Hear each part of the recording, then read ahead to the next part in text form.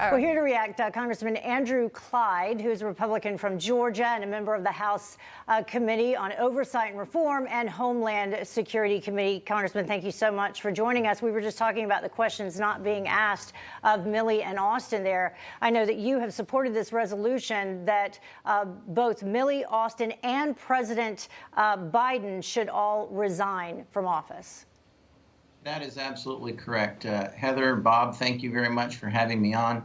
I have supported that resolution. I called a week ago for both Milley and Austin and Blinken to resign as well, because there has been a tremendous failure of leadership here, and the American people have suffered for it. We have left people in Afghanistan. American citizens have been left behind, even including Mark Frerichs. He has been left behind. He is a hostage by the Taliban. So this is just a terrible example of leadership, and they all need to go, including Biden, Secretary of State, Secretary of Defense, and the Chairman of Joint Chiefs of Staff. Congressman, there are a lot of people that went along with what you're requesting. The reality is Democrats are in charge. They're not going to step down, but you want to make sure people are aware that this is an egregious offense, this withdrawal that happened in Afghanistan. What else can you do that could have some teeth to it and actually follow through? Or is there some way you can get Democrats on board, because it doesn't make the entire party look good? Well, I think privately there are a lot of Democrats, a number of Democrats, especially the veterans, that are speaking and saying, you know, Milley's got to go, Austin's got to go, Blinken needs to go. I don't think that any of them will get on board with asking the president to resign.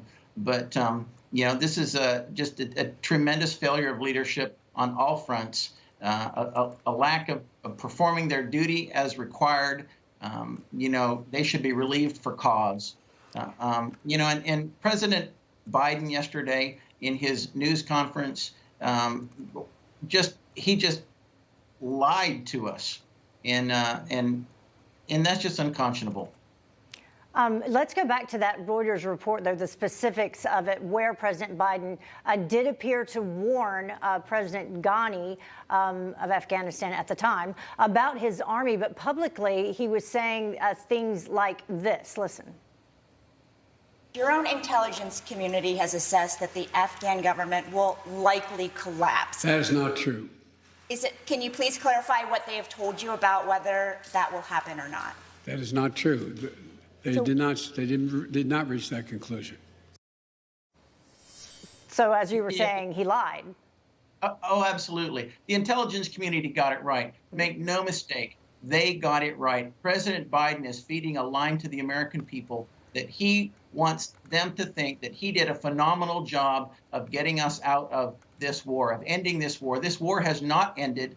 We have simply transitioned to a new phase where Afghanistan is now a safe space for the Taliban, for the Haqqani network, for Al-Qaeda and ISIS-K, and they are all terrorist organizations. They are all fruit from the same tree. And, you know, President Biden is trying to drive a narrative that is completely false, and we're calling him out on it, and that's just the way it is. You know, this has been a terrible thing that he's done, and it has embarrassed our nation, and it has created a crisis of credibility across the world as well. Secretary Lloyd Austin today asked what he would do differently. Here's what he said. What I would say, Helene, is that the SIV program is obviously not designed to accommodate what we just did in evacuating, you know, over 100,000 people. And so perhaps this program should be looked at going forward. It is designed to be a slow process. Secretary Blinken and the State Department worked hard early on to shorten the timeline that it takes to work your way through that process. But again, for the type of operation that we just conducted, I think we need a different type of capability. You're saying paperwork was the problem.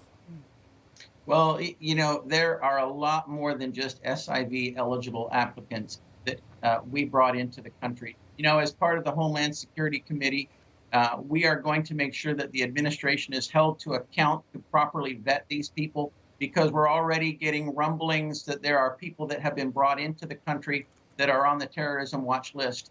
And that is inexcusable. That puts our country at risk. We have an open southern border.